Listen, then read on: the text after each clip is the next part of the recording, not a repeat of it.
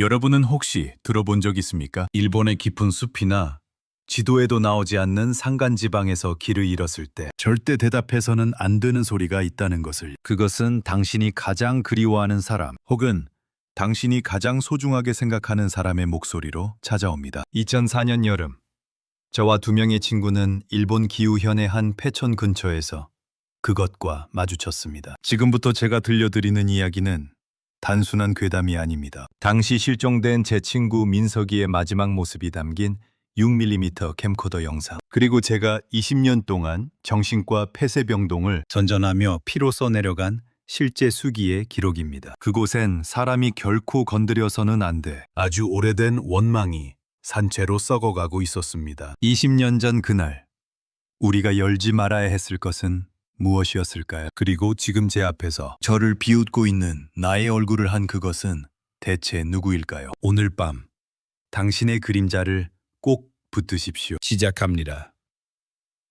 2004년 8월, 일본의 여름은 숨이 막힐 듯한 습기로 가득했습니다. 공기는 물속에 잠긴 것처럼 무거웠고 가만히 서 있어도 뒷목에 불쾌한 땀방울이 맺혔죠. 취업 실패 후 매일 밤 자신의 목을 조르는 악몽에 시달리던 나, 그리고 주식 실패로 부모님 노후 자금까지 날려버려 빚더미에 앉은 민석이, 마지막으로 결혼 일주일 전 파혼을 당해 대인 기피증과 환청에 시달리던 지훈이까지, 우리 셋은 도망치듯 일본행 비행기에 몸을 실었습니다. 그것은 여행이라기보다 현실로부터의 비겁한 탈출이었습니다. 우리가 향한 곳은 남들 다 가는 화려한 도쿄나 오사카가 아니었습니다. 일본인들조차 그 이름을 듣고 고개를 저으며 거긴 사람이 갈 곳이 아니다 라고 말하는 기후현, 북동쪽의 오지 오니쿠라 마을이었습니다. 싸구려 렌터카를 타고 구비구비 산길을 오를 때부터 기분은 묘했습니다. 2000년대 초반의 일본 산골은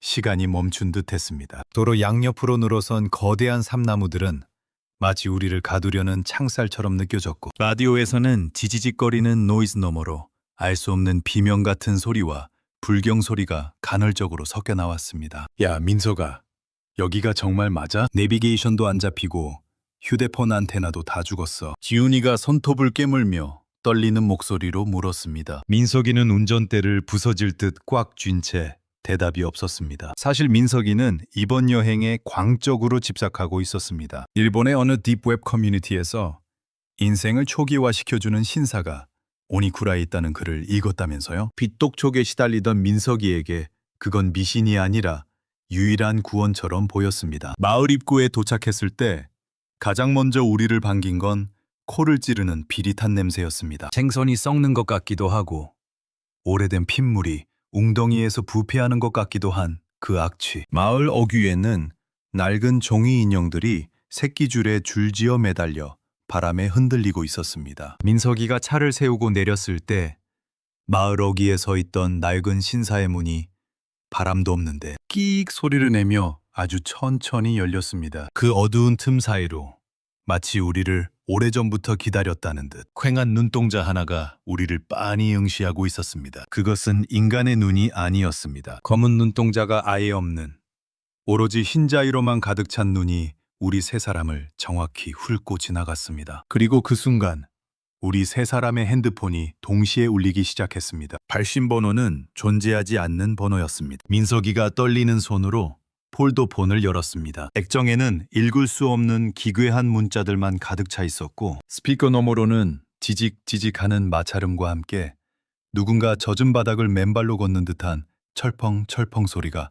선명하게 들려왔습니다. 소름이 돋은 지훈이가 민석이의 손등을 쳐서 핸드폰을 떨어뜨렸습니다. 장난치지 마. 이거 일본 애들이 외국인 골탕 먹이려고 하는 거 아니야? 야, 돌아가자.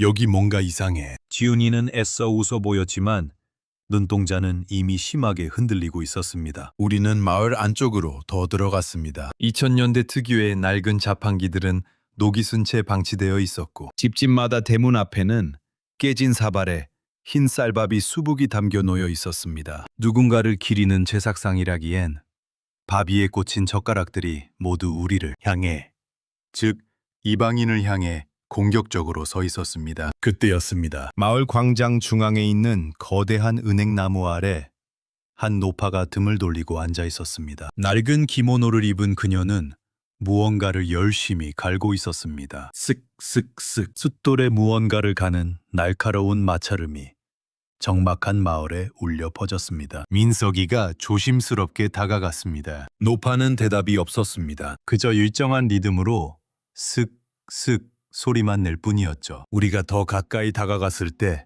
저는 보았습니다. 노파가 갈고 있는 것은 칼이 아니었습니다. 그것은 사람의 형태를 조잡하게 깎아 만든 나무 인형이었고 노파의 손등은 이미 날카로운 나무 조각에 찔려 검붉은 피가 낭자했습니다. 노파가 천천히 고개를 돌렸습니다. 아까 신사 틈새로 보았던 그 눈이었습니다. 그녀가 입을 열자 검게 변색된 치아 사이로 쇳소리가 새어나왔습니다. 들어오지 말아야 할 것들이 제 발로 걸어 들어왔구나. 가고매의 밤이 시작됐는데 노파는 피투성이가 된 나무 인형을 민석이의 발치에 툭 던졌습니다. 인형의 가슴팍에는 붉은 글씨로 민석이의 이름이 한자로 선명하게 적혀 있었습니다. 일본어를 전혀 모르는 우리였지만 그 글자만큼은 심장을 찌르는 것처럼 명확하게 읽혔습니다. 민석이가 당황하며 인형을 집어들려는 순간 노파가 민석이의 팔목을 낚아챘습니다. 그리고 노파의 목이 뼈가 으스러지는 소리를 내며 180도 꺾여 우리를 향해 속삭였습니다. 밤이 되면 그림자를 숨겨라. 그림자를 밟히는 자부터 그것이 네 몸을 빌려 태어날 테니. 우리는 공포에 질려 차로 돌아갔습니다. 하지만 우리를 기다리고 있던 건 처참하게 부서진 렌터카였습니다. 네 바퀴는 모두 예리한 칼날에 베인 듯 터져 있었고 앞 유리창에는 피 묻은 손자국 수십 개가 안쪽에서 바깥을 향해 찍혀 있었습니다. 마치 차 안에 갇혔던 누군가가 처절하게 나가려고 발버둥 친 것처럼 말이죠. 산속의 해는 한국보다 훨씬 빨리 저물었습니다. 핏빛으로 물들었던 하늘이 순식간에 짙은 보라색으로 변하더니 이내 잉크를 뿌린 듯한 어둠이 마을을 덮쳤습니다. 우리는 마을 끝자락에 위치한 낡은 2층 목조 건물인 카고메 민박으로 향했습니다. 인터넷에서 봤던 깔끔한 사진과는 딴판이었습니다. 우리가 문을 두드리자 주인 남자가 나타났습니다. 남자는 깡마른 체구에 눈 주위가 까맣게 파여 있었습니다. 그는 우리를 보자마자 기괴하게 웃었습니다. 한국에서 오신 손님들이군. 그림자는 잘 챙겨 오셨나? 그의 말에 우리는 서로의 발밑을 살폈습니다. 손전등 빛에 비친 우리의 그림자. 그런데 이상했습니다. 제 그림자가 제 움직임보다 아주 미세하게 약 0.5초 정도 늦게 움직이는 것 같았습니다. 제가 고개를 돌리면 그림자는 잠시 멈췄다가 뒤늦게 따라오는 시기였습니다. 우리는 뒤층 방에 짐을 풀었습니다. 다다미 특유의 퀴퀴한 냄새가 진동했습니다. 공황장애를 앓던 지훈이는 구석에 처박혀 숨을 몰아쉬었습니다. 지훈아, 괜찮아? 약 먹었어? 내가 다가가자 지훈이가 비명을 지르며 나를 밀쳐냈습니다. 안 들려? 저기 벽장 안에서 누가 내 이름을 불러. 죽은 내 약혼녀 목소리야. 나보고 들어오래. 지훈이가 가리킨 벽장 틈새로 하얀 손가락 하나가 삐져나와 있었습니다. 그 손가락은 아주 천천히 리듬감 있게 벽면을 톡톡톡 두드리고 있었습니다. 공포에 질린 민석이가 벽장을 발로 차며 문을 확 열어젖혔습니다. 하지만 그곳엔 사람도 손가락도 없었습니다. 오직 낡은 거울 하나가 놓여 있었는데 거울 속의 민석이가 현실의 민석이를 보며 입이 찢어지라 웃더니 자신의 목을 가위로 찌르는 모습이 비쳤습니다. 거울 밖 민석이의 목에서도 선명한 핏줄기가 솟구치기 시작했습니다. 민석이가 비명을 지르며 거울을 바닥으로 던졌습니다. 거울이 산산조각 났지만 파편 하나하나에 비친 민석이의 얼굴은 여전히 웃고 있었습니다. 우리는 더 이상 이 방에 있을 수 없었습니다. 1층으로 내려가려 했지만 복도는 이미 우리가 알던 모습이 아니었습니다. 복도 양옆의 장지문 너머로 수많은 사람의 실루엣이 비쳤습니다. 그들은 모두 무릎을 꿇고 앉아 무언가를 개걸스럽게 씹어먹고 있었습니다. 콰득 뼈가 으스러지는 소리와 함께 기분 나쁜 신음소리가 복도를 가득 채웠습니다. 그때였습니다. 민석이가 갑자기 걸음을 멈췄습니다. 그의 시선은 복도 끝에 놓인 작은 제단에 머물러 있었습니다. 그곳엔 아까 마을 입구에서 보았던 나무 인형들이 수천 개 쌓여 있었습니다. 그리고 제단 중심에는 낡은 항아리 하나가 놓여 있었죠. 항아리 표면에는 절대 열지 말 것이라는 경고문이 붉은 글씨로 쓰여 있었습니다. 하지만 민석이는 마치 무언가에 홀린 듯 항아리로 손을 뻗었습니다. 빚더미에 앉아 인생이 망가졌던 그에게 이 항아리 속의 금기가 마지막 기회처럼 보였던 걸까요? 민석이가 항아리의 봉인지를 찢어버린 순간 마을 전체를 울리던 풀벌레 소리가 딱 멈췄습니다. 완벽한 정적. 항아리 안에서 흘러나온 것은 물도 연기도 아니었습니다. 그것은 끝도 없이 쏟아지는 축축하고 검은 머리카락들이었습니다. 머리카락 뭉치 사이로 창백한 여자의 얼굴이 떠올랐습니다. 찾았다. 여자의 목소리가 우리의 머릿속에서 직접 울리는 듯했습니다. 그와 동시에 민석이의 몸이 공중으로 붕 떴습니다. 보이지 않는 손이 그의 목을 조르는 것처럼 민석이의 얼굴이 보라색으로 변해갔습니다. 그때 주인 남자가 나타나 소리쳤습니다. 이 멍청한 놈들. 결국 기토리카고메의 재물이 되기로 자처했구나. 그는 민석이를 구하려는 게 아니라 작두칼을 휘둘러 민석이의 그림자를 베어버렸습니다. 내 목을 조르는 것은 분명 나의 그림자였습니다. 차가운 냉기가 목을 파고들었고 숨이 막힐 때마다 머릿속에선 2000년대 초반 일본을 뒤흔들었던 실종 사건의 보도 내용이 환청처럼 스쳐 지나갔습니다. 주인 남자가 작두칼을 바닥에 내리꽂자 나를 조르던 그림자가 힘없이 바닥으로 꺼졌습니다. 이 마을은 버려진 곳이다. 나라에서도 포기한 저주받은 자들의 수용소지. 그의 입에서 흘러나온 이야기는 참혹했습니다. 2000년대 초 일본 경제가 무너지며 삶의 터전을 잃은 이들이 이 오지로 숨어들었습니다. 그들은 극단적인 선택을 하기 전 자신들의 불행을 대신 짊어질 재물을 찾는 기괴한 의식을 치렀습니다. 타인의 그림자를 빼앗아 자신의 저주받은 운명을 덮어 씌우는 것. 그것이 오니쿠라 마을의 카곰의 의식이었습니다. 우리가 민박집에서 본 그 수많은 인형은 이곳을 거쳐간 그리고 다시는 돌아가지 못한 여행자들의 껍데기였던 겁니다. 그럼 저 항아리는요? 내가 묻자 남자가 대답했습니다. 그건 그림자 먹는 어미의 봉인이다. 너희 친구가 그걸 열었으니 이제 너희는 이 마을의 누구도 지켜줄 수 없어. 곧 그것의 먹이가 될 거다. 밖에서 수십 명의 발소리가 들려왔습니다.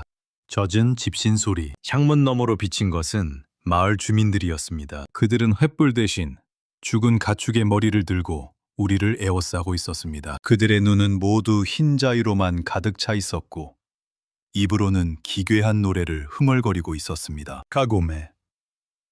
카고메. 바구니 속의 새는 언제 나올까? 그때 민석이의 가슴이 쩍 갈라지더니 그 안에서 거대한 지네 같은 형체가 기어나오기 시작했습니다. 민석아, 지훈이가 달려들려 했지만 나는 그의 팔을 붙잡고 반대편 복도로 뛰었습니다. 이미 민석이는 우리가 알던 친구가 아니었습니다. 우리는 민박집 뒷문을 통해 숲으로 도망쳤습니다. 비는 내리지 않았지만 숲의 공기는 물속에 잠긴 것처럼 무겁고 습했습니다. 다 너 때문이야. 네가 이 여행 가자고 했잖아.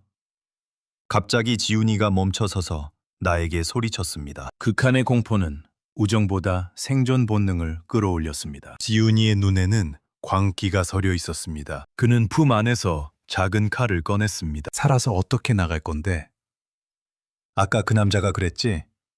그림자를 뺏어야 살 수 있다고. 내 그림자는 아까 그 방에서 이미 잘려나갔어. 나한테 그림자가 있어 보여? 나는 손전등으로 지훈이의 발밑을 비췄습니다. 소름 끼치게도 지훈이의 발밑은 깨끗했습니다. 그림자가 사라진 자리에는 곰팡이 같은 검은 얼룩만이 번져 있었습니다. 지훈이는 칼을 든 채 나에게 다가왔습니다. 미안하다. 내 그림자 대신 네 걸 좀 써야겠어. 네 그림자를 잘라서 내 발밑에 붙이면 나는 나갈 수 있어. 그 노파가 알려줬거든. 지훈이는 아까 그 노파와 이미 거래를 했던 겁니다. 나는 필사적으로 숲속을 뛰었습니다. 뒤에서는 지훈이가 짐승 같은 소리를 내며 쫓아오고 있었습니다. 그때 숲 한가운데에 버려진 낡은 우물이 나타났습니다. 나는 우물 뒤로 숨어 숨을 죽였습니다. 잠시 후 지훈이의 발소리가 우물 덮개 위에서 멈췄습니다. 찾았다. 고개를 들어 위를 보았을 때 지훈이는 우물 위에 거꾸로 매달린 채 나를 보고 있었습니다. 그의 입안에는 지훈이의 혀 대신 검은 머리카락 뭉치가 가득 차 있었습니다. 지훈이의 입에서 쏟아져 나온 머리카락들이 내 얼굴 위로 떨어졌습니다. 나는 본능적으로 지훈이를 밀쳐내고 숲 아래쪽으로 굴러 떨어졌습니다. 얼마나 달렸을까? 숲이 끝나는 곳에 낡은 폐교 건물이 나타났습니다. 2000년대 초반 저출산으로 문을 닫은 전형적인 분교였습니다. 운동장에는 수천 개의 나무 인형들이 땅에 박힌 채 하늘을 향해 손을 뻗고 있었고 교실 창문마다 촛불이 켜져 있었습니다. 나는 홀린 듯 학교 안으로 들어갔습니다. 복도 바닥에는 2004년 당시의 신문지들이 흩날리고 있었습니다. 신문 일면에는 오니쿠라 마을 주민 42명, 집단 실종이라는 헤드라인이 선명했습니다. 그럼 지금까지 우리가 본 사람들은 대체 누구란 말인가? 그때 복도 끝 교실에서 희미한 풍금 소리가 들려왔습니다. 소리를 따라간 그곳엔 아까 그 노파가 앉아 있었습니다. 그녀 앞에는 민석이와 지훈이의 옷가지가 놓여 있었고 노파는 그것들을 찢어 새로운 인형을 만들고 있었습니다. 결국 마지막 하나가 제 발로 찾아왔구나. 노파는 고개를 돌리지 않고도 내가 온 것을 알고 있었습니다. 민석이랑 지훈이는 어떻게 했어? 나의 외침에 노파가 낮게 낄낄거렸습니다. 그 아이들은 이미 카고메의 눈이 되었다. 이제 네 차례다. 노파가 손을 뻗자 교실 바닥이 들썩이며 수천 마리의 지네가 기어나오기 시작했습니다. 그리고 벽면에 걸린 역대 교장들의 사진 속 얼굴들이 일제히 나를 향해 눈을 돌리며 입을 벌렸습니다. 그들의 입안에서 흘러나온 것은 검은 피가 아닌 20년 전 실종된 사람들의 비명소리였습니다. 그리고 내 등 뒤에서 차가운 손이 내 어깨를 잡았습니다. 도와줘. 돌아본 곳엔 온몸이 나무 인형처럼 굳어가는 민석이가 눈물을 흘리고 있었습니다. 민석이의 피부는 이미 나무 껍질처럼 갈라져 있었습니다. 그 갈라진 틈 사이로 이끼와 곰팡이가 피어오르고 있었죠. 미안해.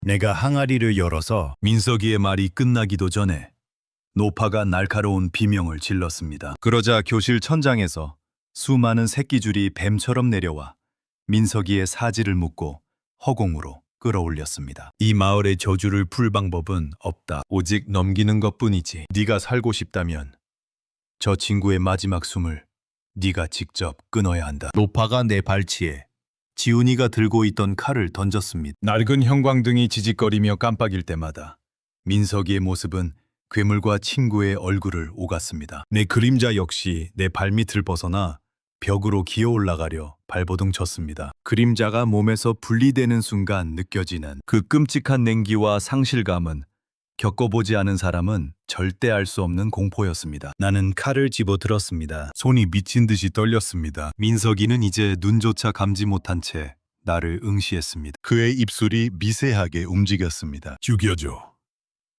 나는 눈을 감고 민석이의 가슴을 향해 칼을 내뻗었습니다. 그 순간 교실의 모든 촛불이 꺼졌습니다. 완벽한 어둠 속에서 푸슉 하고 무언가 젖은 것을 찌르는 소리가 들렸습니다. 다시 불이 켜졌을 때 내 칼이 꽂힌 곳은 민석이의 가슴이 아니었습니다. 그것은 내 자신의 가슴이었습니다. 내 가슴에서는 피 대신 검은 머리카락들이 분수처럼 쏟아져 나오고 있었습니다. 내 가슴에서 솟구치는 머리카락들은 살아있는 뱀처럼 내 팔과 다리를 휘감았습니다. 고통은 없었습니다. 다만 내 안의 기억과 감정이 빠른 속도로 빠져나가는 기분뿐이었죠. 내 앞에 서 있던 민석이의 피부가 점점 매끄러워지더니 놀랍게도 나의 얼굴로 변해가기 시작했습니다. 걱정 마. 한국에 돌아가면 네 부모님께는 잘 말씀드릴게. 네가 일본에서 행방불명됐다고. 나의 모습을 한 무언가가 내 목소리로 속삭였습니다. 노파가 낄낄거리며 그의 어깨를 감싸 안았습니다. 그림자를 바꿨으니 이제 너는 자유다. 이 가여운 껍데기는 이제 우리 마을을 영원히 지키는 인형이 될 것이야. 시야가 점점 흐릿해졌습니다. 마지막으로 본 것은 민석이와 지훈이가 손을 잡고 유유히 교실을 빠져나가는 뒷모습이었습니다. 나는 그 차가운 폐교 바닥에 버려졌습니다. 내 몸은 서서히 딱딱해졌고 피부는 나무처럼 변했습니다. 마을의 사이렌 소리가 다시 한번 울려 퍼졌습니다. 2004년의 여름은 그렇게 끝났습니다. 공식적으로 우리 세 사람은 실종 처리되었습니다. 하지만 이야기는 여기서 끝이 아닙니다. 20년이 지난 2024년 현재, 저는 지금 이 글을 서울의 한 정신병원 보호병동에서 쓰고 있습니다. 제 앞에는 거울이 하나 놓여 있습니다. 그런데 거울 속의 저는 제가 아닙니다.